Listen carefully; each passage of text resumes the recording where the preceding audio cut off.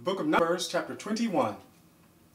And when King Arad the Canaanite, which dwelt in the south, heard tell that Israel came by the way of the spies, then he fought against Israel, and took some of them prisoners. And Israel vowed a vow unto the Lord, and said, If thou wilt indeed deliver this people into my hand, then I will utterly destroy their cities.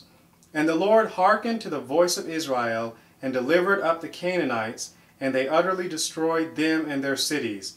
And he called the name of the place Hormah. And they journeyed from Mount Hor by the way of the Red Sea to compass the land of Edom, and the soul of the people was much discouraged because of the way.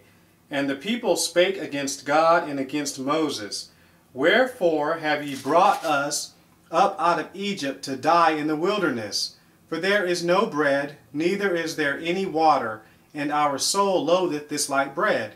And the Lord sent fiery serpents among the people, and they bit the people, and much people of Israel died. Therefore the people came to Moses and said, We have sinned, for we have spoken against the Lord and against thee. Pray unto the Lord that he take away the serpents from us. And Moses prayed for the people. And the Lord said unto Moses, Make thee a fiery serpent, and set it upon a pole, and it shall come to pass that every one that is bitten, when he looketh upon it, shall live. And Moses made a serpent of brass, and put it upon a pole, and it came to pass that if a serpent had bitten any man, when he beheld the serpent of brass, he lived. And the children of Israel set forward, and pitched in Oboth. And they journeyed from Oboth, and pitched at Ijaabarim, in the wilderness which is before Moab, toward the sunrising. From thence they removed, and pitched in the valley of Zared. From thence they removed, and pitched on the other side of Arnon, which is in the wilderness that cometh out of the coast of the Amorites. For Arnon is the border of Moab, between Moab and the Amorites. Wherefore it is said in the book of the wars of the Lord, what he did in the Red Sea, and in the brooks of Arnon, and at the stream of the brooks that goeth down to the dwelling of Ar, and lieth upon the border of Moab. And from thence they went to Beer, that is the well whereof the Lord spake unto Moses, Gather the people together, and I will give them water. Then Israel sang this song, Spring up, O well, sing ye unto it. The princes digged the well, the nobles of the people digged it, by the direction of the lawgiver with their staves. And from the wilderness they went to Mattana, and from Mattana to Nahaliel, and from Nahaliel to Bamoth, and from Bamoth in the valley, that is in the country of Moab, to the top of Pisgah, which looketh toward Jeshimon. And Israel sent messengers unto Sihon, king of the Amorites, saying, Let me pass through thy land. We will not turn into the fields or into the vineyards.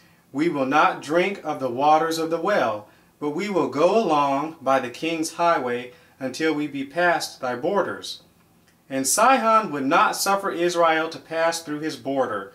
But Sihon gathered all his people together, and went out against Israel into the wilderness, and he came to Jahaz, and fought against Israel.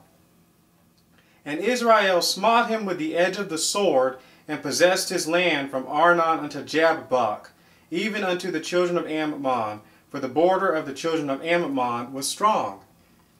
And Israel took all these cities, and Israel dwelt in all the cities of the Amorites, in Heshbon, and in all the villages thereof. For Heshbon was the city of Sihon, the king of the Amorites, who had fought against the former king of Moab, and taken all his land out of his hand, even unto Arnon. Wherefore they that speak in Proverbs say, Come into Heshbon, let the city of Sihon be built and prepared. For there is a fire gone out of Heshbon, a flame from the city of Sihon. It hath consumed Ar of Moab, and the lords of the high places of Arnon. Woe to thee, Moab! Thou art undone, O people of Chemosh! He hath given his sons that escaped, and his daughters, into captivity unto Sihon, king of the Amorites. We have shot at them. Heshbon is perished even unto Dibon, and we have laid them waste even unto Nophah, which reacheth unto Medeba. Thus Israel dwelt in the land of the Amorites, and Moses sent to spy out Jazer, and they took the villages thereof, and drove out the Amorites that were there. And they turned and went up by the way of Bashan, and Og, the king of Bashan, went out against them, he and all his people, to the battle of Edrei.